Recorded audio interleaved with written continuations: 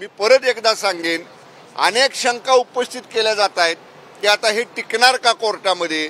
पण मी आपल्याला मराठा आरक्षण उपसमिती जी मान्य मंत्रिमंडळाची आहे त्याचा एक सदस्य मंत्री म्हणून सांगतो की ज्या त्रुटी पूर्वी सुप्रीम कोर्टामध्ये आपला कायदा जो हायकोर्टात टिकला आणि सुप्रीम कोर्टामध्ये टिकला नाही, तिथं ज्या उणिवा दाखवल्या होत्या, ज्या त्रुटी दाखवल्या होत्या, त्या परिपूर्ण करण्याच्या आणि त्या त्रुटी राहणार नाहीत याची पूर्ण दक्षता हा ड्राफ्ट कायद्याचा करताना राज्य सरकारनं घेतलेली आहे।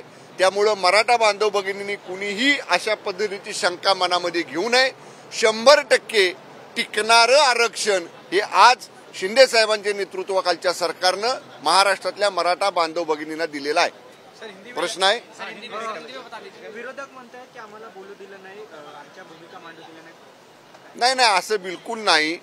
हे या निमित्तानं चर्चा करताना निश्चित झालेलं होतं की आपण इतर कोणाच्याही आरक्षणाला धक्का न लावता आपण हे आरक्षण देतोय आणि एकमतानं हे बिल मंजूर करायचं हे सभागृहाने एकमतानं ठरवलेलं होतं।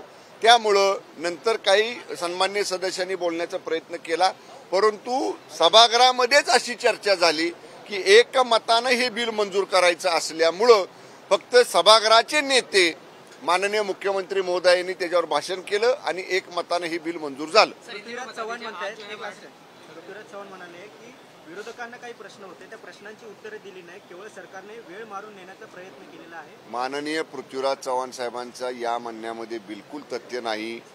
पृथ्वीराज चव्हाण साहेबांना आठवत असेल तर पाठीमागच्या अधिवेशनामध्ये नागपूरच्या 2 दिवस मराठा आरक्षणाच्या याच विषयावरती स्वतंत्र चर्चा झाली होती। दोन्ही बाजूच्या अनेक सन्मान्य सदस्यांनी त्याच्यावरती आपलं भाषण केलेलं होतं। त्यामुळं या विषयावरती सरकार बोलू देत नाही असं बिलकुल नाही। 2-3 दिवस त्यावेळी चर्चा झालेली आहे, सगळे सन्मान्य सदस्य बोललेले आहेत। आणि मग पृथ्वीराज चव्हाण साहेबांना हे मान्य नाही का हे मराठा समाजाला आज दिलेलं आरक्षण, याच्यापेक्षा त्यांना काही वेगळं म्हणायचं होतं का? जर सगळ्या सभागृहाचं एकमत आहे की एकमतानं हे बिल मंजूर करूया, मग त्याच्यापेक्षा जर पृथ्वीराज चव्हाणांचं काही वेगळं मत असेल तर त्यांनी मांडावं माध्यमांच्या पुढे।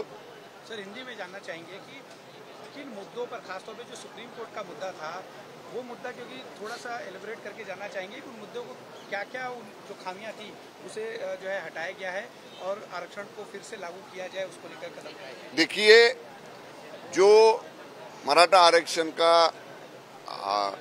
लॉ हुआ था महाराष्ट्र असेंबली में, इसके पहले जो सुप्रीम कोर्ट में, हाई कोर्ट में जिसको स्थगिति नहीं मिली थी, लेकिन जब वो सुप्रीम कोर्ट में गया तब सुप्रीम कोर्ट के रिव्यू पिटीशन में इसको स्थगिति मिल गई थी।